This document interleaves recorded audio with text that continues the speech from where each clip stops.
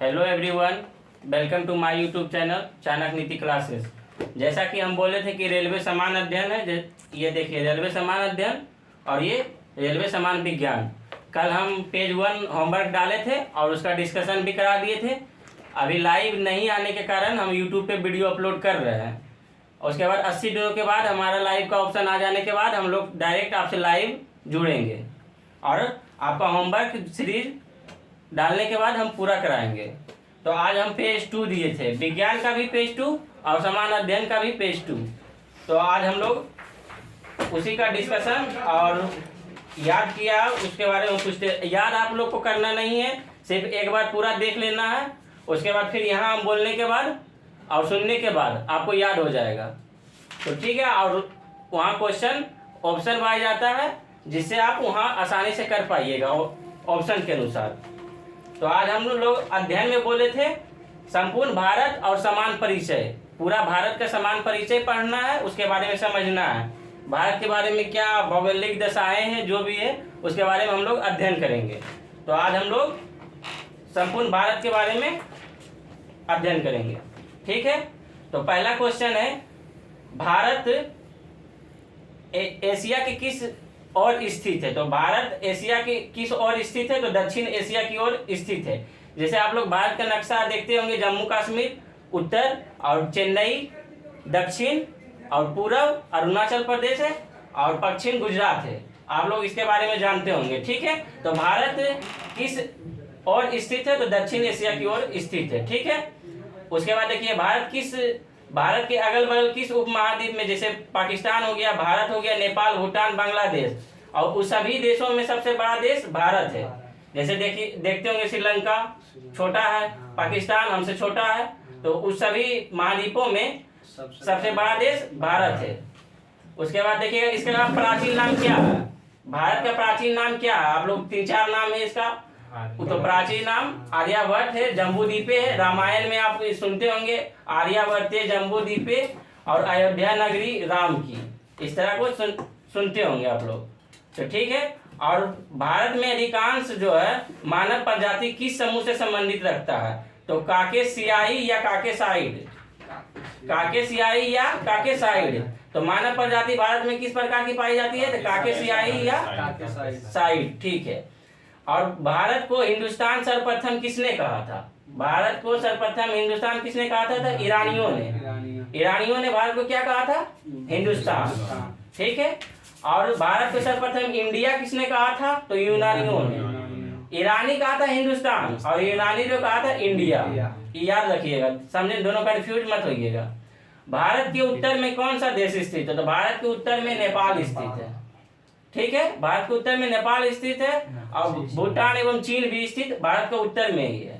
और जबकि दक्षिण में, तो भारत की दक्षिण देखिए, भारत का मैप देखिए क्या क्या है? तो श्रीलंका।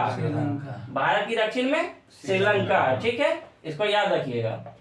और भारत के पूर्व में बांग्लादेश और म्यांमार, ये दोनों देश है। भारत के पूर्व में म्यांमार। भारत का नक्शा आप लोग को पता होगा, इस तरह मान लीजिए ये भारत का नक्शा, उत्तर ऊपर, नीचे दक्षिण, इधर पूर्व, इधर पश्चिम। ठीक है, तो आप लोग भारत का नक्शा एक बार देखिएगा। तो फिर देखिएगा, भारत एकमात्र ऐसा देश है जिसके नाम पर किसी महासागर का नाम पड़ा हुआ। कौन सा महासागर है बताइए आप लोग? हिंद महासागर। हिंद महासागर एक ऐसा महासागर है जो किसी देश के नाम पर उसका नाम पड़ा है, तो हिंद महासागर है। ठीक है, और ये इसको जो है रत्नाकर भी कहते हैं। हिंद महासागर को अन्य नाम रत्नाकर भी है। और ये शांत क्षेत्र एवं 7 समुद्रों की कुंजी भी कहा जाता है। तो पूछेगा क्वेश्चन इस तरह से, 7 समुद्रों का कुंजी किस महासागर को कहा जाता है? हिंद महासागर को। ठीक है, 7 समुद्रों की कुंजी किस महासागर को कहा जाता है? हिंद महासागर। हिंद महासागर का पश्चिमी भाग जो है अरब सागर पड़ता है। हिंद महासागर के पश्चिम साइड जाइएगा तो अरब सागर पड़ेगा। उसके बाद जो है पूरब में तो उत्तर कश्मीर, जम्मू कश्मीर है। ठीक है, भारत में सर्वाधिक पूर्वी राज्य, तो भारत में सर्वाधिक पूरब की ओर चल रहा है। सबसे पूर्वी राज्य कौन सा है? अरुणाचल प्रदेश। राज्य पूछ रहे हैं, भारत का राज्य। देश बोलेगा तो म्यांमार और बांग्लादेश, और सबसे पूर्वी राज्य पूछेगा तो अरुणाचल प्रदेश। सबसे पश्चिमी राज्य पूछेगा तो गुजरात, और सबसे उत्तरी राज्य पूछेगा तो इसमें हिमाचल प्रदेश दिया है, जो कि गलत है, जम्मू कश्मीर होगा। और केंद्र शासित प्रदेश या राज्य दोनों आ जाएगा तो जम्मू कश्मीर ही होगा। ऐसे भी सबसे उत्तर पूछेगा तो जम्मू कश्मीर होगा, हिमाचल प्रदेश गलत है। और दक्षिण में बोलेगा तो तमिलनाडु, ठीक है। और देश के केंद्र शासित प्रदेशों में सर्वाधिक उत्तरी भाग किस स्थान को कहता है? तो उत्तरी भाग लद्दाख या जम्मू कश्मीर, दोनों एक ही है, अलग अलग है लेकिन दोनों उत्तरी भाग पूछेगा तो जम्मू कश्मीर ऑप्शन रहेगा तो जम्मू कश्मीर, या लद्दाख ऑप्शन रहेगा तो लद्दाख, ठीक है। और दक्षिणी भाग में अंडमान निकोबार द्वीप समूह है जो कि भारत की मुख्य भूमि से नहीं जोड़ता, ठीक है। भारत की मुख्य भूमि कितना से कितना तक है? तो 8.4 से लेकर 37.6 उत्तरी अक्षांश है, समझे ना। 8.4 से लेकर 37.6 उत्तरी अक्षांश है। और पूर्वी देशांतर जो कितना है? 68.7 से लेकर 97.25 तक। 68.7 से लेकर 97.25 तक पूर्वी देशांतर, याद रखिएगा। संपूर्ण भारत का अक्षांशीय विस्तार जो है 6.4 से 37.6 तक उत्तरी अक्षांश के मध्य है। उसके बाद देखिएगा कर्क रेखा में कुल कितने राज्यों आता है? ये क्वेश्चन बार बार फेमस क्वेश्चन है। 8 राज्य कौन कौन? गुजरात। जैसे देखिए याद रखिएगा, मित्र पर गमछा जा, ये ट्रिक है। मित्र मी से मिजोरम, त्रो से त्रिपुरा, अपर मित्र पर, उसके बाद पो से पश्चिम बंगाल, रो से राजस्थान, मित्र पर हो गया। उसके बाद झार, मित्र पर गमछा जाता, गो से गुजरात, मो से मध्य प्रदेश, छो से छत्तीसगढ़, उसके बाद झा से झारखंड और रो से राजस्थान, हो गया 8 राज्य।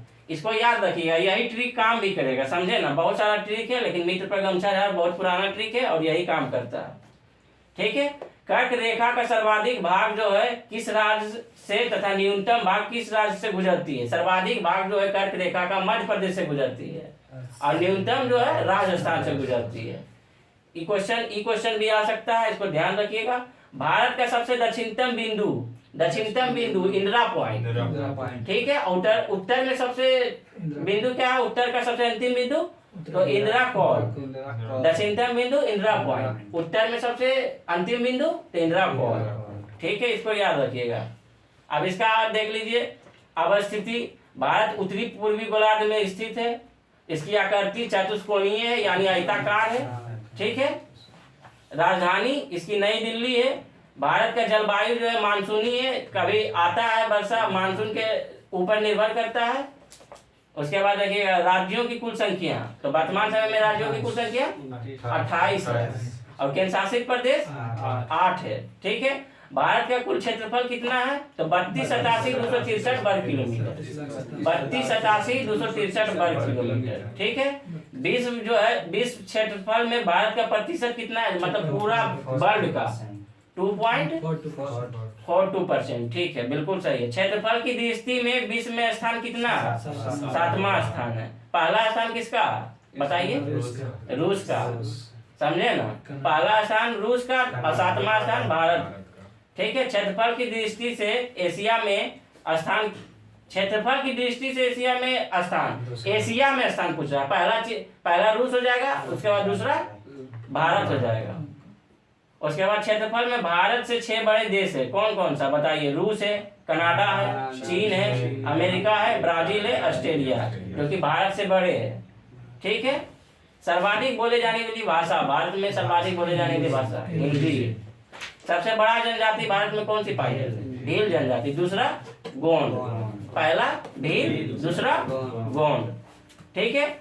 उसके बाद भारत में उत्तर से दक्षिण की लंबाई बताइए। उत्तर से यानी जम्मू से चेन्नई तक 3214, ठीक है, 3214। इसको ध्यान रखिएगा, कंफ्यूज मत होइएगा।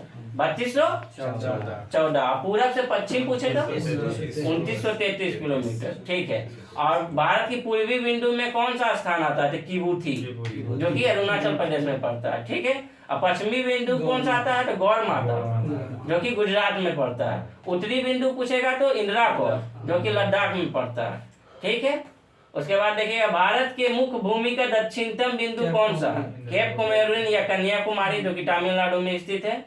उसका अन्य नाम पिग्मिलियन या पार्सन पॉइंट है, ठीक है। पिग्मिलियन पॉइंट या पार्सन पॉइंट, उसी को इंदिरा पॉइंट कहते हैं। और भारत की कुल स्थल सीमा की लंबाई कितनी है? भारत स्थल सीमा कुल लंबाई कितनी है? पूरी भारत की स्थल सीमा की लंबाई कितनी है? तो 15,200 किलोमीटर, ठीक है। और मुख्य भूमि की तट की लंबाई मतलब तट मतलब समझ रहे हैं, गुजरात से शुरू हुए जितना भी समुद्र के अगल बगल में जो समुद्र तट रहता है उसी को कहते हैं तट। तो तट की लंबाई 6100 किलोमीटर, समझे ना, मुख्य भूमि से। और यही द्वीपों सहित यानी अंडमान निकोबार भी उसको जोड़ लेंगे, पुडुचेरी भी जोड़ लेंगे, तो उसके सहित जो है 75 से 16.6 किलोमीटर, यानी 75-16 किलोमीटर याद रखिएगा आप लोग, ठीक है। समुद्र तट से लगे राज्यों की संख्या कितनी है, तो 9 राज्यों की संख्या है, समझे ना। समुद्र मतलब यहाँ से गुजरात से स्टार्ट करेंगे, इधर पश्चिम बंगाल तक चल जाएंगे, जितना भी इधर का क्षेत्र है सब सटा हुआ, उसी को बोलते हैं 9 राज्य है। और सबसे छोटी तट रेखा वाला राज्य कौन सा है, तो गोवा। सबसे छोटी तट वाला राज्य गोवा। सबसे छोटी तट वाला केंद्र शासित राज्य तो अंडमान निकोबार। और उसके बाद देखिएगा सर्वाधिक नगरीकृत राज्य, भारत में सर्वाधिक नगरीकृत यानी फैशन में जीता मतलब नगर जो है महाराष्ट्र या मुंबई, ठीक है। और न्यूनतम नगरीकृत राज्य तो हिमाचल प्रदेश। और उसके बाद सर्वाधिक वन आच्छादित राज्य यानी वन जहाँ सर्वाधिक फैला हुआ मध्य प्रदेश में। सबसे न्यूनतम वन आच्छादित राज्य हरियाणा में। हरियाणा में मतलब देखिएगा तो जो पेड़ों की संख्या बहुत कम रहती है, और मध्य प्रदेश में थोड़ा सा घना है, पेड़ों की संख्या वृक्षों की संख्या घना है, तो इसलिए सर्वाधिक बोल देगा वन आच्छादित राज्य तो मध्य प्रदेश, और न्यूनतम तो हरियाणा। और भारत में सर्वाधिक वर्षा कहाँ होती है, मासिन राम, ये SSC GD में पूछा गया क्वेश्चन है, ठीक है। अब भारत में न्यूनतम वर्षा कहाँ होती है, तो लेह लद्दाख। लेह लद्दाख में न्यूनतम और सर्वाधिक वर्षा मासिन राम जो कि मेघालय में पड़ता है, ठीक है। भारत में सबसे ठंडा स्थान कहाँ है, लद्दाख में, द्रास सबसे ठंडा स्थान है। हिमालय से लगे राज्यों की संख्या कुल कितनी है, मतलब हिमालय जो है, हिमालय पर्वत से लगे राज्यों की संख्या कितनी है, तो 10, ठीक है। और भारत का GMT यानी कितना, ग्रीन बीच मध्य जो समय है वो कितना है, 5.5 घंटा। 5.5 घंटा आगे, मतलब 0 से शुरू होता है हम लोग का समय, जो ग्रीन बीच मध्य की टाइम है 5.5 घंटा आगे है, इसको ध्यान रखिएगा। भारतीय मानक समय रेखा एवं कर्क रेखा किस राज्य में आकर मिलती है, भारतीय मानक समय यानी 82.5 डिग्री भारतीय मानक समय रेखा, समझे ना, वो छत्तीसगढ़ में आकर मिलती है सूरजपुर जिला में, ठीक है। भारत में 9 तटीय की राज्य का नाम सुन लीजिए। 9 तट राज्य, जितना भी राज्य सटा था तटीय राज्य उसका नाम सुन लीजिए आप लोग। गुजरात से शुरू करेंगे, गुजरात है, उसके बाद महाराष्ट्र है, उसके बाद उसके नीचे गोवा है, उसके नीचे कर्नाटक है, फिर उसके नीचे केरल है, उसके बाद फिर इधर चल जाइए तो तमिलनाडु है, उसके बाद तमिलनाडु के ऊपर जाइए तो आंध्र प्रदेश है, आंध्र प्रदेश के बाद उड़ीसा होगा, आंध्र प्रदेश के बाद उड़ीसा, उसके बाद पश्चिम बंगाल है। तो ये सब भारत का मैप देखिएगा, जितना चीज है उस वहां जाके इसके बारे में सोचिएगा, इसी से याद होगा, समझे ना। और भारत में 16 राज्य तथा 2 केंद्र शासित प्रदेश जो है अंतर्राष्ट्रीय स्थलीय सीमा से लगी है। मतलब पूछेगा भारत कितने अंतर्राष्ट्रीय स्थलीय सीमा से लगी है, तो 16 राज्य से, और तथा 2 केंद्र शासित प्रदेश से, जिसमें सबसे लंबी सीमा है पश्चिम बंगाल की। भारत जो है किस देश से सबसे लंबी या सर्वाधिक सीमा साझा करती है, तो पश्चिम बंगाल, ठीक है। ये क्वेश्चन पूछा जाता है। और केंद्र शासित प्रदेश जो है पुडुचेरी 3 राज्यों में फैला हुआ है। कौन कौन राज्यों में, इन्हें जानिएगा। केंद्र शासित प्रदेश पुडुचेरी एक ही राज्य में फैला हुआ है, जिसका जिला येनम आंध्र प्रदेश में स्थित है, और कराईकल एवं पुडुचेरी तमिलनाडु में, और माहे केरल में, जो कि तीनों पुडुचेरी का ही भाग है, छोटा छोटा हिस्सा है, तो जो कि तीनों राज्य में फैला हुआ है। उसके बाद देखिएगा भारत में कुल कितने स्थूल अवरुद्ध राज्य है, तो 20 राज्य ऐसे हैं कि स्थूल अवरुद्ध मतलब समझते हैं, जो लैंड लॉक है, जो कि समुद्र से सटा हुआ नहीं है, तो उसकी संख्या 20 राज्य ऐसे ही है जो कि स्थूल अवरुद्ध है। और 5 राज्य ऐसा है जो कि जैसे कि हरियाणा, छत्तीसगढ़, तेलंगाना, मध्य प्रदेश, 5 राज्य भू अवशेषित है, जिनकी सीमा अंतर्राष्ट्रीय सीमा को स्पर्श नहीं करती है। 5 राज्य ऐसा है जो कोई भी विदेशी देश से सीमा साझा नहीं करती है। कौन कौन, इसको देख लीजिएगा। आंध्र प्रदेश, उसके बाद हरियाणा हो गया, छत्तीसगढ़, तेलंगाना, मध्य प्रदेश, ठीक है। उत्तर प्रदेश सर्वाधिक राज्यों में जो कि स्पर्श करती है, सर्वाधिक राज्यों को स्पर्श करती है। भारत में सर्वाधिक राज्यों को और दूसरे राज्यों से सीमा साझा करती है, वो उत्तर प्रदेश है, जो कि 8 राज्यों से, जैसे उत्तर प्रदेश बिहार से भी करती है, मध्य प्रदेश से भी करती है, हरियाणा से भी करती है, इधर उत्तराखंड से भी करती है। इस तरह से देखिएगा 8 राज्य, समझे ना। उसके बाद देखिएगा एक समुद्री मील यानी नॉटिकल मील बराबर कितना किलोमीटर होता है, तो 1.852 किलोमीटर होता है, 1.852 किलोमीटर होता है। तो उसके बाद देखिएगा भारत का सर्वोच्च पर्वत शिखर कौन सा है? भारत का सर्वोच्च पर्वत शिखर कौन सा है? तो गॉडविन या ऑस्टिन या केटू, उसी का नाम है, ठीक है, जो कि काराकोरम श्रेणी में आता है और ये लद्दाख में स्थित है, ठीक है। उसके बाद देखिएगा जो है धनुषकोडी पंबन द्वीप तमिलनाडु राज्य में पड़ता है, जो कि भारतीय क्षेत्र का अंतिम शहर, भारतीय क्षेत्र का अंतिम शहर कौन सा है? तो धनुषकोडी, ठीक है, जो कि तमिलनाडु में पड़ता है। तो आज इतना ही, अध्ययन पूरा समाप्त हुआ। संपूर्ण भारत इतना ही पढ़ना है और इसी से क्वेश्चन आता है। और बाकी देख लीजिएगा, अलग अलग बुक में भी थोड़ा बहुत दिया रहता है तो उसको भी देख लीजिएगा, लेकिन इससे ज़्यादा क्वेश्चन नहीं पूछेगा। और उसके बाद अगला पढ़ेंगे भारत का पड़ोसी देश। भारत का अगल बगल पड़ोसी देश है, जैसे श्रीलंका हो गया, पाकिस्तान हो गया, अफगानिस्तान हो गया, नेपाल हो गया, भूटान हो गया, बांग्लादेश हो गया, म्यांमार हो गया, इस सब के बारे में हम लोग पढ़ेंगे। भारत के अगल बगल पड़ोसी देश के बारे में कल हम पढ़ेंगे और उसका समान परिचय पढ़ेंगे, ठीक है। तो अध्ययन का 3 पेज नंबर 3 कल का होमवर्क टेलीग्राम चैनल पे अपलोड किया जाएगा। पेज नंबर 3 जैसा कि हम आज पेज 2 पढ़नी है, उसी तरह कल पेज 3 का होमवर्क दिया जाएगा और कल इसी टाइम पूछेंगे। तो आज हम फिर शुरू करते हैं रेलवे सम्मान विज्ञान का पेज 2।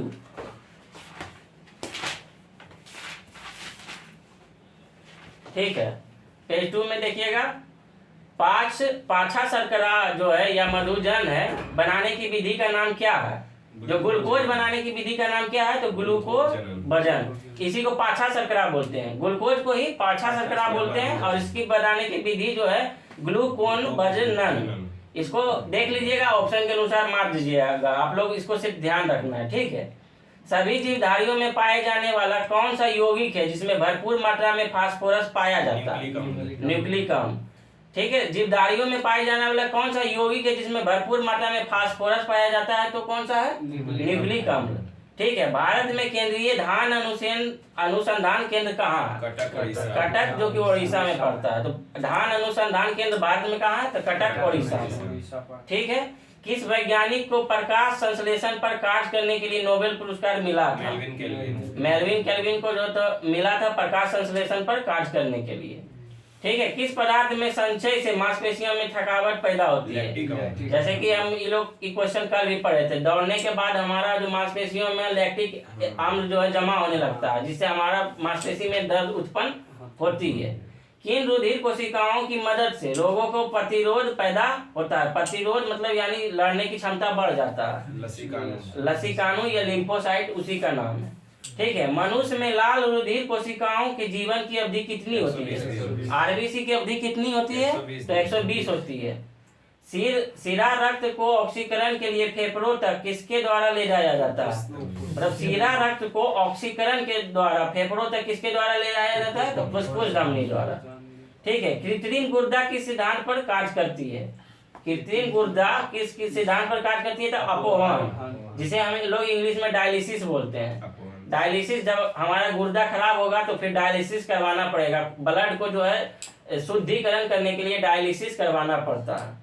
एक व्यक्ति की आंखों का रंग जो है काला, नीला या भूरा उस वर्ण पर आश्रित होता है, किसमें पाया जाता है? परितारिका को इंग्लिश में आइरिस कहते हैं, ठीक है। जब आंख में धूल चली जाती है तो कौन सा हिस्सा सूजकर गुलाब हो जाता है? जैसे आंख लाल हो जाता है या धूल कण जाने के बाद आंख लाल होता है तो उसमें कौन सा सूजकर गुलाबी हो जाती है?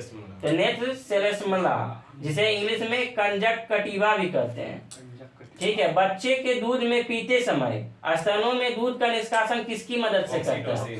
ऑक्सीटोसिन। जब माँ अपने बच्चे को दूध पिलाती है तो दूध पिलाते के समय मस्तिष्क में ऑक्सीटोसिन नामक हार्मोन रिलीज होता है, जिससे दूध बच्चा को पीने में आसानी से प्राप्त होता है, ठीक है। निषेचन सामान्यतः कहाँ होता है?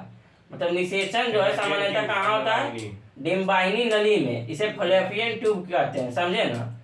जो कि आज के डेट में जिसे वैवाहिक संबंध में निषेचन किया जाता है तो वो लोग फैलोपियन ट्यूब में ही निषेचन होता है। कृत्रिम वीर्य सेचन का उद्देश्य वृषभ वीर्य किस में संचित किया जाता है? नाइट्रोजन। मतलब देखिएगा, आप लोग गाय पालते होंगे तो बहुत सारा आता है सीमेन लेके डॉक्टर देने के लिए गाय को, वो उसमें नाइट्रोजन डब्बा में पैक करके रखता है, नाइट्रोजन गैस के डब्बा में, ताकि सीमेन खराब नहीं हो, ठीक है। किस पादप का पुष्प सबसे बड़ा होता है? रैफ्लेशिया पादप का पुष्प सबसे बड़ा होता है। ठीक है। असत फल मुख्य रूप से कौन कौन से है? कटहल, सेब, नारियल। कटहल, सेब, नारियल, ये लोग जितना भी फल है असत फल के रूप में आते हैं, समझे ना। फल में जैसे सेव हो गया तो ये फल के रूप में नहीं आते हैं, असत फल के रूप में आते हैं। ठीक है। किसी वृक्ष की आयु कैसे पता चलती है? ये क्वेश्चन बहुत अच्छा है। बलैयों को गिनकर, किसी भी पुराना वृक्ष को देखिएगा तो उसकी आयु हमें प्राप्त करने के लिए बलैयों को गिना जाता है, जिससे हमें आयु की प्राप्ति होती है। जल संवर्धन क्या है? तो बिना मिट्टी के पादप में उगाना जल संवर्धन। इसी को हाइड्रोपोनिक्स कहते हैं। हाइड्रोपोनिक्स विधि के द्वारा जो है बिना मिट्टी के पादप को उगाया जाता है, जो कि छत पे हम लोग उगा सकते हैं। किस वैज्ञानिक को अनुवांशिक का पिता कहा जाता है? ग्रेगर डॉन मेंडल को अनुवांशिक का पिता कहा जाता है। ठीक है। मनुष्यों में गुणसूत्रों की संख्या कितनी है? ये सबको याद रहनी चाहिए, समझे ना। मनुष्यों में गुणसूत्रों की संख्या 46। जो लोग मक्का को मुख्य अनाज की तरह आहार में लेते हैं उनमें किस विटामिन की कमी की संभावना कमी रहती है? गांव देहात में हम लोग मक्का को मुख्य आहार के रूप में भी लेते हैं, जैसे हमारा दादी लोग उसी को मुख्य आहार मानते थे। मक्का की रोटी, मक्का की जितना भी, जैसे उससे जितना भी चीज बनता है वो लोग खाते थे। उसमें विटामिन B1 की संभावना की कमी कभी भी नहीं होती है। तो मक्का की मुख्य अनाज की तरह आहार में लेने से क्या होता है? विटामिन B1 की कमी नहीं होती है। ठीक है। किस सदिश का परिमाण कभी भी नहीं हो सकता? ऋणात्मक का कभी नहीं होगा। उसका सदिश जो है ऋणात्मक का कभी भी परिमाण नहीं हो सकता। कपास रेशा किससे प्राप्त होता है? बीजों से जो है कपास रेशा प्राप्त होता है। ठीक। ताजे निकले मूत्र में कोई खास गंध नहीं आती है, लेकिन कुछ समय बाद उसमें अमोनिया जैसी तेज गंध आने लगती है। क्यों? क्योंकि जीवाणुओं द्वारा यूरिया अमोनिया में बदल जाती है। जब हम लोग मूत्र करते हैं तो उस समय कुछ गंध नहीं आती है, बाद में क्यों आ जाती है? क्योंकि जीवाणुओं द्वारा यूरिया अमोनिया में बदल जाती है। ठीक है। किस मछली में शल्क नहीं होते हैं? शल्क नहीं होते हैं कैटफिश में। ज्यादातर मछलियां जल में क्यों नहीं डूबती है? क्या कारण है इसका? तो बातस भय का कारण है, समझे ना। ज्यादातर मछलियां जल में क्यों नहीं डूबती है? तो बातस भय के कारण। सर्वप्रथम विषाणु को शुद्ध क्रिस्टलीय रूप से किस वैज्ञानिक ने अलग किया था? WM एस्टले। ठीक है। तो सर्वप्रथम विषाणु को शुद्ध क्रिस्टलीय रूप से किस वैज्ञानिक ने अलग किया था? WM एस्टले। ठीक है। ग्रेगर मेंडल ने किस पौधे पर शोध कर अनुवांशिक सिद्धांत का प्रतिपादन किया था? मटर के पौधे पर जो है ग्रेगर मेंडल ने अनुवांशिक सिद्धांत का प्रतिपादन किया था। लिटमस किस से मिलता है? लाइकेन से मिलता है। लिटमस किससे मिलता है? तो लाइकेन से मिलता है। मलेरिया के उपचार की दवा में किस से स्रोत प्राप्त किया जा सकता है? सिंकोना वृक्ष से जो है मलेरिया के उपचार किया जा सकता है। अफीम जो एक पादप उत्पाद है या किसमें प्राप्त होता है? सूखे लेक्टस से जो अफीम का पादप उत्पादक है ये सूखे लेक्टस से प्राप्त होता है। ठीक है। वाणिज्यिक काग किसके छाल से प्राप्त होता है? तो बलूत या ओक से। ठीक है। पश्मीना ऊन बकरी को किस नस्ल से प्राप्त होती है? तो चेंगथंगी। पश्मीना ऊन बकरी किस नस्ल से? सबका नस्ल होता है, जैसे गाय का अलग नस्ल होता है, बहुत बढ़िया बढ़िया नस्ल आता है जो कि अभी ज्यादा, जैसे HF ऑस्टिन फ्रीजियन सबसे ज्यादा दूध देती है। गाय में सर्वाधिक दूध देने वाला कौन सा है? तो HF। ठीक है। उसी तरह पश्मीना ऊन बकरी किस नस्ल से प्राप्त होती है?